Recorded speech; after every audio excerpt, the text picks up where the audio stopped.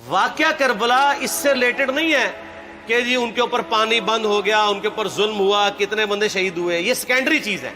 اصل چیز ہے کربلا ہوئی کیوں نبی علیہ السلام کی محنت کو 50 سال کے اندر اس لیول تک پہنچا دیا گیا کہ ہزاروں صحابہ زندہ ہیں اور نبی صلی اللہ علیہ وآلہ وسلم کی پوری اولاد ذبح کر دی جاتی ہے.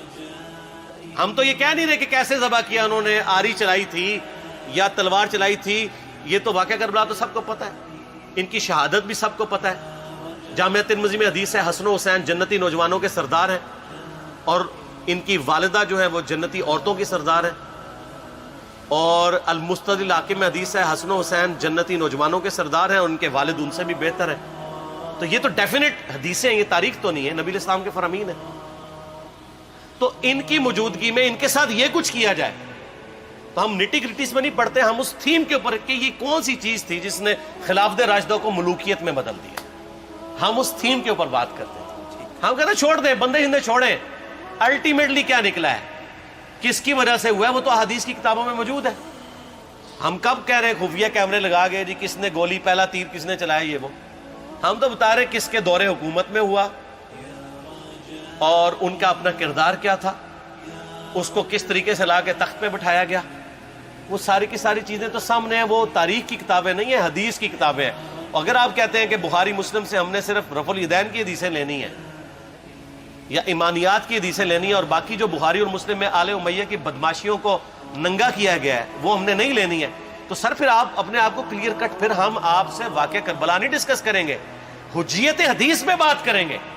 آپ کو اپنے آپ کو منکرین حدیث کہنا پڑے گا. یہ آپ اسکروٹنگ کیسے کریں گے؟ اس سے بڑی بات مجھے یہ بتائیں کہ عظمت صحابہ بڑی چیز ہے یا عظمت محمد رسول اللہ صلی اللہ علیہ وآلہ وسلم؟ تو بریلوی یہی تو رونا رو رہے ہیں، وہ کہہ رہے ہیں جی قرآن میں تھوڑی آیات ہیں. آپ پھر مڑ مڑ کے پڑھتے ہیں قل انما انا بشر مثلکم، اس میں تو نبی علیہ السلام کی تنقیص ہو رہی ہے. تو ہم ان کو کیا کہتے ہیں کہ تنقیص مقصد نہیں، نعوذ باللہ، نہ ہو رہی ہے. آپ افضل البشر ہیں لیکن آپ کی سپیشیز بشر ہے، یہ ہم اپنا عقیدہ سمجھتے ہیں، وہ اس کو تنقیص شمار کرتے ہیں. تو پھر اس وقت آپ بھی بریلویوں کی بات مان کے تو یہ آیات پڑھنا چھوڑ دیا کریں. آپ کہتے ہیں نہیں آیات ہے کیوں نہ بیان کریں، تو ہم بھی کہتے ہیں احادیث ہے کیوں نہ بیان کریں. کہ صحیح بخاری میں حدیث ہے 2812 عمار کو ایک باغی جماعت قتل کرے گی، وہ جماعت دوزخ کی طرف بلا رہی ہوگی اور عمار ان کو اللہ اور جنت کی طرف بلا رہا ہوگا.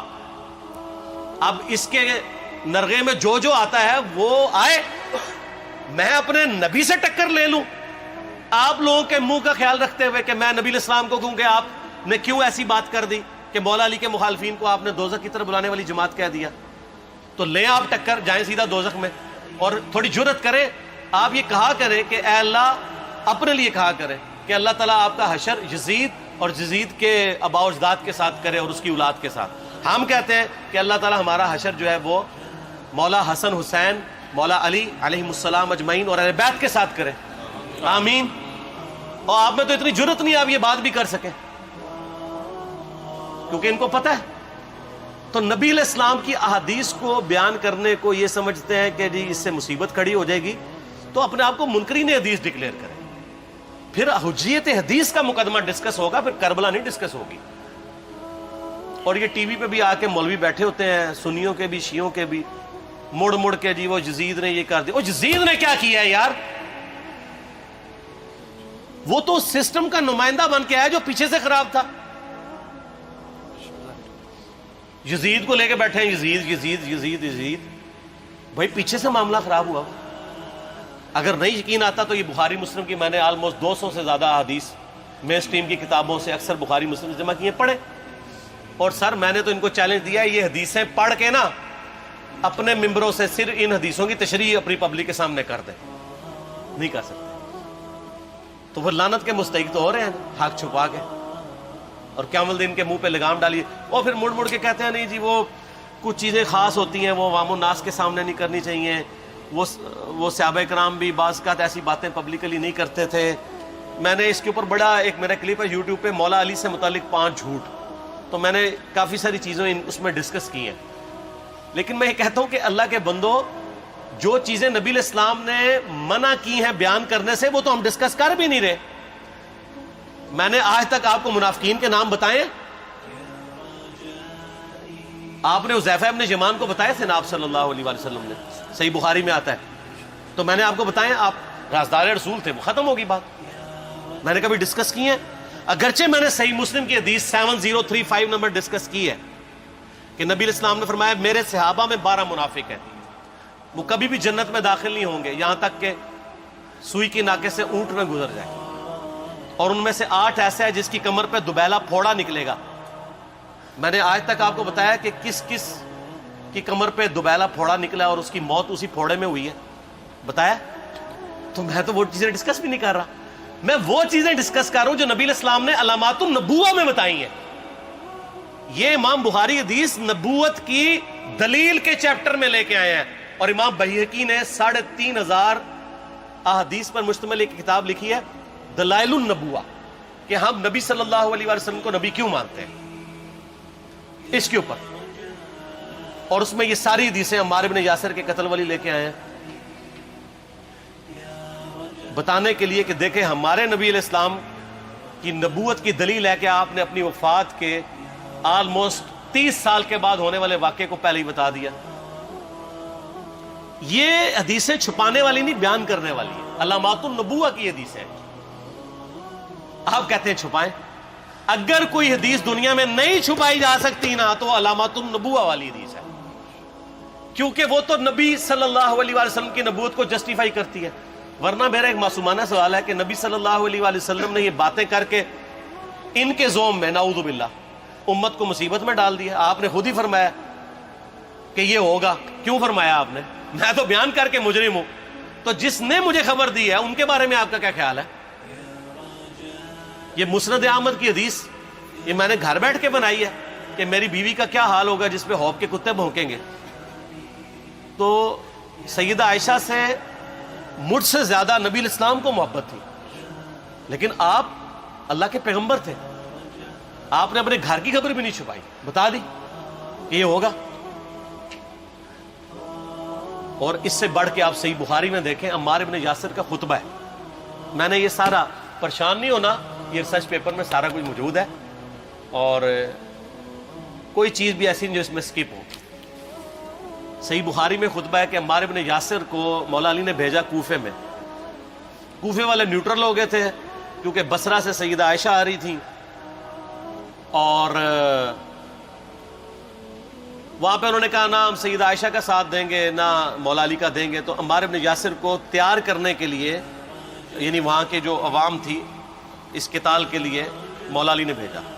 تو سیدنا عمار ابن یاسر نے وہاں پہ کوفے کے منبر پہ خطبہ دیا. بخاری کے الفاظ ہیں، اوپر والی سیڑھی پہ عمار ابن یاسر نے حسن ابن علی کو بٹھایا، حالانکہ حسن ابن علی سے 4 گنا بڑی عمر تھی عمار ابن یاسر کی، 90 پلس ہو چکے ہوئے تھے،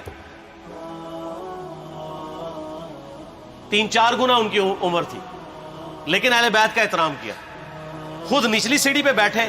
بخاری کے الفاظ ہیں کہ اے لوگو اللہ نے تمہیں آزمایا ہے، ایک طرف دنیا اور آخرت میں تمہارے نبی کی بیوی ہے سیدہ عائشہ، دنیا اور آخرت میں، یعنی عزت اپنی جگہ قائم. یہاں لوگ سمجھتے ہیں کسی کی غلطی آ گئی تو پتہ نہیں کیا ہو گیا. وہ یار اس کا مرتبہ اپنی جگہ ہے، غلطی اپنی جگہ ہے، پیغمبر نہیں ہے وہ. اور دوسری طرف علی ابن ابی طالب ہے. اللہ اب دیکھے گا تم عائشہ کی اطاعت کرتے ہو یا اللہ کی. علی کی نہیں، اللہ کی. کیوں؟ یا ایھا الذین آمنوا اطیعوا اللہ واطیعوا الرسول واولی الامر منکم. ان کا اولو الامر مولا علی ہیں، ان کی اطاعت واجب ہے. یہ اللہ نے آزمایا ہے کہ اللہ کی اطاعت کرتے ہو یا عائشہ کی. اور آپ حیران ہوں گے، یہ حدیث امام بخاری حضرت عائشہ کی فضیلت والے چیپٹر میں لے کے آئے ہیں. اگر امام بخاری مشورہ کر لیتے نا ناسبیوں سے تو انہوں نے کہا تھا سر آخری صحیح رکھو، پچھلے والا رہن دو، بلکہ پچھلے والا رکھو آخری والا رہن دو، کہ عائشہ دنیا اور آخرت میں. وہ حدیث گھڑنے کا میں آپ کو طریقہ بتاتا ہوں، کاٹ چھانٹ کرنے کا. وہ آدھی حدیثیں لکھتے ہیں نا، آدھی حدیث ایسے لکھتے ہیں امام بخاری کہ سیدہ عمار ابن یاسر نے خطبے کے دوران فرمایا کہ سیدہ عائشہ دنیا اور آخرت میں تمہارے نبی کی بیوی ہے، بس. لیکن امام بخاری نے پوری حدیث لی ہے، آگے وہ بھی ڈالا ہے کہ اللہ آزما رہا ہے کہ عائشہ کی اطاعت کرتے ہو یا اللہ کی، جیسے آپ کے علماء کر رہے ہیں. صحیح مسلم کی حدیث 6488 آدھی بیان کرتے ہیں سارے مولوی، بریلوی، دیوبندی، اہل حدیث سب. میرے صحابہ کو برا مت کہو، اگر تم میں سے کسی نے احد پہاڑ کے برابر بھی سونا خیرات کر دیا اور میرے صحابہ نے ایک مد یعنی 600 گرام خیرات کی، آدھا کلو، اس کے آدھے کو بھی نہیں پہنچ سکتا بس. حالانکہ یہ مسلم کی حدیث سٹارٹ اس سے ہوتی ہے کہ عبد الرحمن بن عوف کو خالد بن ولید نے گالیاں دی جھگڑے کے دوران، حالانکہ دونوں مسلمان تھے، دونوں صحابی تھے. آپ نے حضرت خالد بن ولید کو بلا کے ڈانٹا، فرمایا تم میرے صحابہ کو برا مت کہو.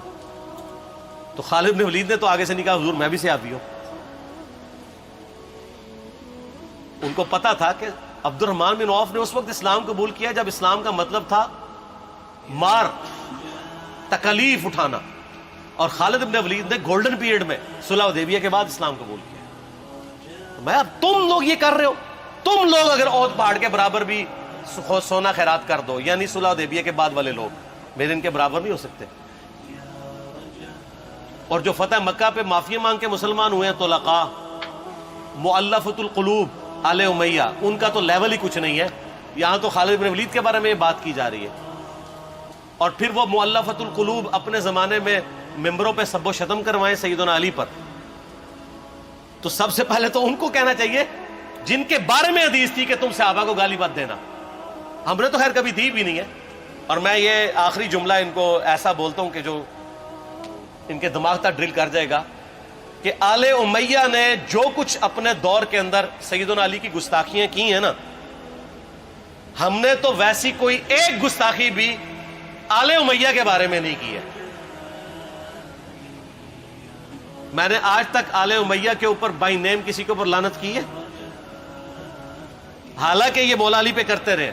یہ ہے لعنتی خود ہو گئے نا، جب مولا علی پہ لعنت کی تو لوٹ آئی. مسند ابی یعلا میں صحیح سند کے ساتھ حدیث موجود ہے، مسند احمد میں بھی موجود ہے کہ سیدنا علی کو جس نے گالی دی اس نے رسول اللہ کو گالی دی صلی اللہ علیہ وسلم. جب ام سلمہ نے کہا تھا، شیخ زبیر صاحب نے اس کو تحکیم میں صحیح لکھا ہوا ہے فوٹ نوٹ کے اوپر، کہ لوگوں تمہارے ممبروں پر رسول اللہ کو گالیاں دی جاتی ہیں، تو انہوں نے کہا معاذ اللہ، ہم کب کہیں گے، ایسا نہیں ہو سکتا. تو ام سلمہ نے کہا تم لوگ علی اور اس سے محبت کرنے والوں پہ گالی گلوچ نہیں کرتے ہو کیا؟ جبکہ میں نبی کی بیوی کہتی ہوں کہ سب سے زیادہ رسول اللہ سے محبت، سیدنا علی سے محبت نبی صلی اللہ علیہ وآلہ وسلم کرتے تھے. لہٰذا جب یہ تم کہتے ہو نا علی پر لعنت، علی سے محبت کرنے والوں پہ لعنت، تو یہ لعنت تو تم نبی علیہ السلام تک لے کے جا رہے ہو نعوذ باللہ، کیونکہ علی سے محبت کرنے والا پہلے نمبر پہ نبی صلی اللہ علیہ وآلہ وسلم ہے. اور پھر کہتے ہیں سب کا مطلب تنقید ہے. اور نہ، پرانیاں گلاں، پرانے بابے، پرانے بزرگ، جھوٹے ہو. صحیح مسلم کھولو 6229 غدیر خم سے اگلی حدیث، لعن اللہ ابا التراب کے الفاظ ہیں، مٹی والے ابن ابی طالب پر لعنت، یہ الفاظ موجود ہیں. سب کا ترجمہ لعنت ہی ہے، تنقید نہیں ہے. اچھا پھر میرا معصومانہ سوال ہے کہ اس کا مطلب ہے صحابہ پہ تنقید کرنا اچھا کام ہے؟ کہیں گے نہیں. تو بتاؤ یہ برا کام کون کرتا تھا؟ شیعہ کا ابا کون ہے؟ رافضیوں کا ابا کون ہے؟ آل امیہ. تو لہذا شیعہ نو میں کہنا کہ تسی شیخین کے اوپر بکواس اور تبرہ کرنے کی بجائے نا اب لوگوں کو حقائق بتائیں کہ ٹوٹی کمند کہاں. یہ سب مجرمین آل امیہ ہے. اور یہ آل امیہ اور بنو ہاشم کی لڑائیاں نبی علیہ السلام کی بعثت سے پہلے چل رہی تھی، صدیوں سے چل رہی تھی. وہ تو پھر اللہ نے بنو ہاشم کو نبوت کے لیے چنا تو ان کو یہ پھر جیلسی ہضم نہیں ہوئی، وہ چیز آگے چلتی تھی. خیر چھوڑ دیں، ایک تلخ ٹاپک ہے. صلاۃ بر محمد و آل محمد، اللہم صلی علی محمد و علی آل محمد. ٹھیک ہوگا.